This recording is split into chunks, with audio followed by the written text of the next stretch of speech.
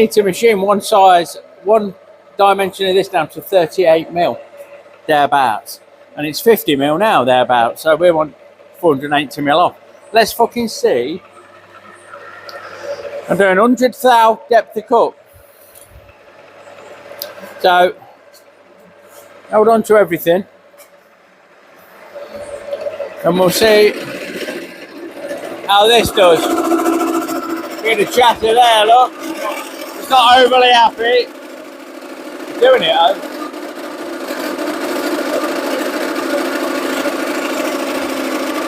There you go.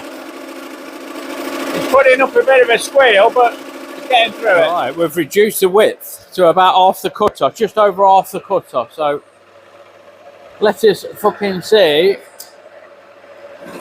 Same depth of cut, another 100. So I need to write that on there.